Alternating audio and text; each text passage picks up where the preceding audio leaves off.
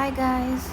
So when do you see flat T waves? You see it in emphysema, pericardial effusion, myxedema, hypokalemia and hypocalcemia. So whenever potassium and calcium are low, that time you will see flat T waves. When do you see prominent U waves? You see them in hypokalemia, hypercalcemia and thyrotoxicosis. So U waves reduced potassium but increased calcium and thyroid, and also some drugs like digitalis, epinephrine, antiarrhythmics, and an intracranial hemorrhage. An inverted U wave can be found in myocardial ischemia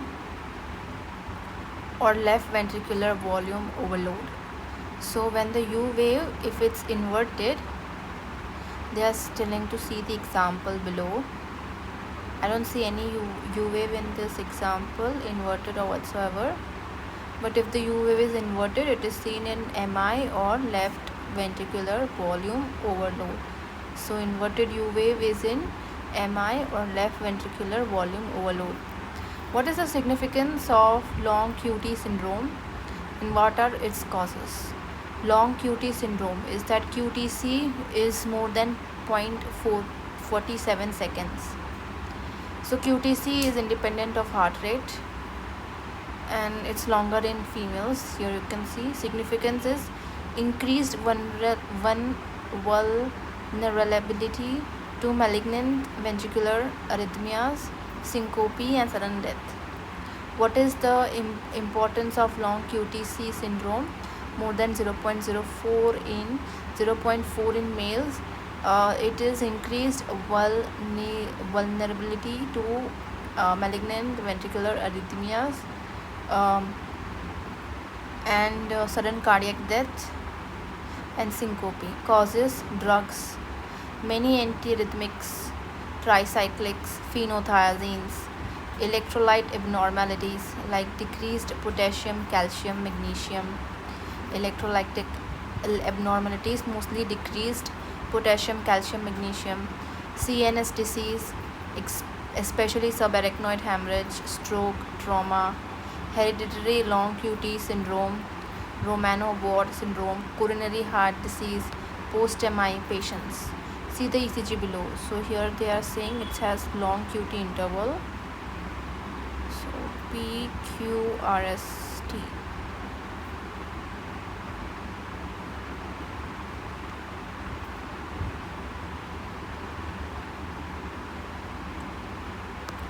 What is corrected QT interval? The QT interval is dependent on the heart rate. The faster the heart rate, the shorter the QT interval, and needs to be adjusted to improve the detection of patients at increased risk of ventricular arrhythmias.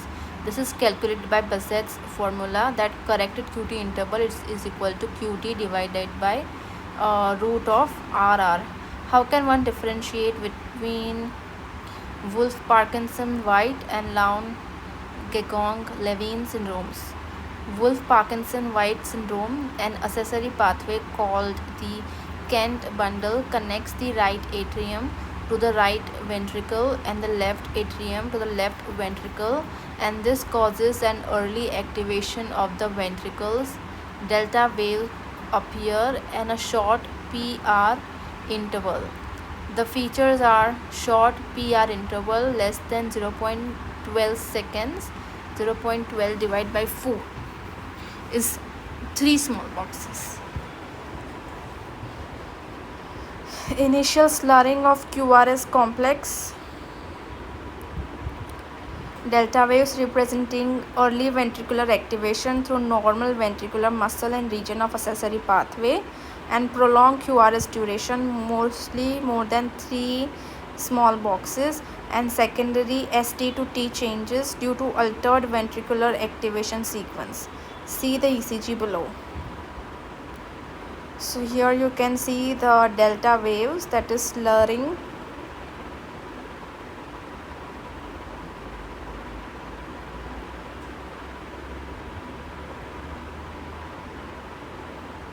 Here at the starting of the QRS complex you can see delta waves. This is due to the Kent bundle, early activation of the ventricles. What is Lown-Ganong-Levin syndrome? An AV nodal bypass tract exists in the His bundle, and this permits early activation of the ventricles without a delta wave because the ventricular activation sequence is normal. So without delta waves, this will be happening. List the differential diagnosis of ST segment depression. Normal variance, pseudo ST depression, wandering baseline due to poor skin to electrode contact. Physiological J junctional depression with sinus tachycardia. So whenever there is sinus tachycardia, you will start to see ST depression. Ischemic heart disease, non-Q wave MI. If there is a non-Q wave MI, then you can see reciprocal changes in acute Q wave MI. ST depression in lead 1 AVL with acute inferior MI. So these are the reciprocal changes. So if it's in MI is in 1 AVL, that is anterior wall, then the reciprocal changes will be in the inferior wall, that is 2-3 AVF. But if it's in 2-3 AVF, the infarct, then ST depression will be in 1 AVL, that is reciprocal changes. Non-ischemic causes of ST depression. What are the non-ischemic causes of ST depression? Right ventricular hypertrophy or left ventricular hypertrophy, called as strain pattern. So there will also be axis deviation along with ST depression, calling it as a strain pattern. Digoxin effect on ECG, hypokalemia. So the baseline is reducing, that means reduced potassium, MVP, and subdural hematoma.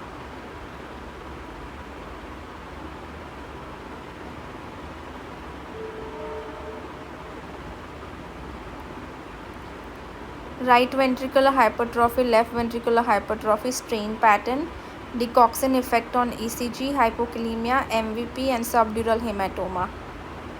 Here is the example here of ST depression. You can see there is a clear ST depression here with tachycardia.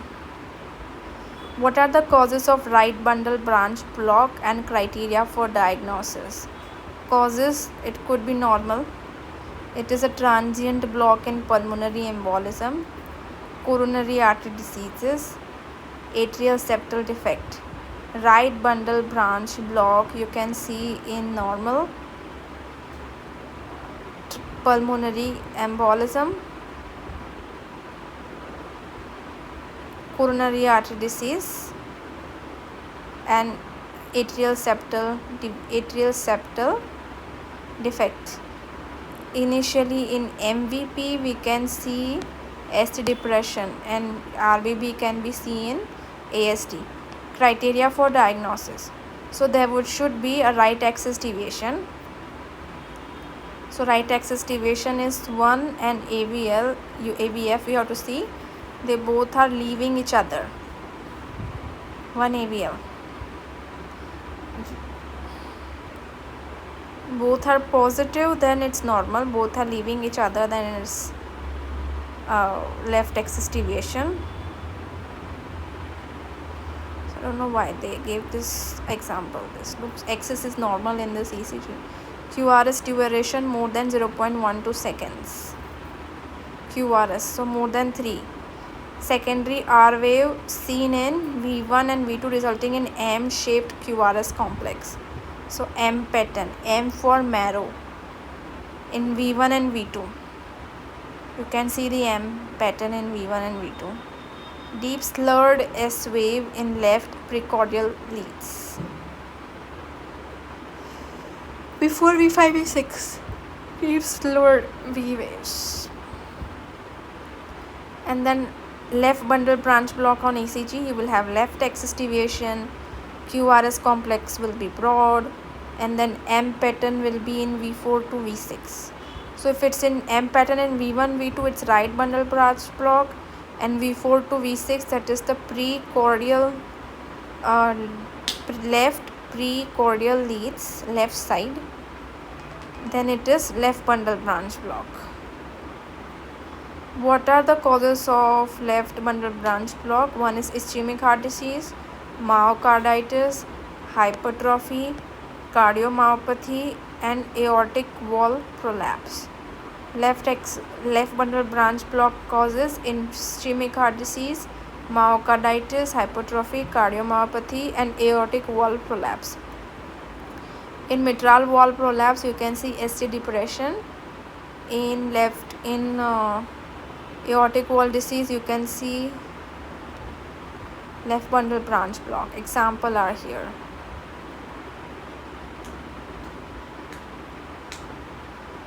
First, we will see if there is left access deviation here. One AVF, not much. Then what you'll see, left access deviation, then broad QRS, and then M pattern in V4 to V6. Is there any M pattern here? Not in this particular ECG.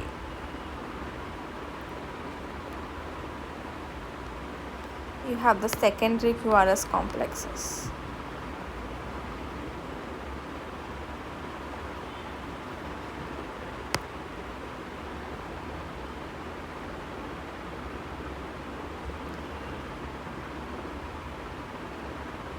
How would you diagnose left atrial hemiblock and left PHP? Hemiblock. Conduction is delayed in one of the divisions of left bundle branch.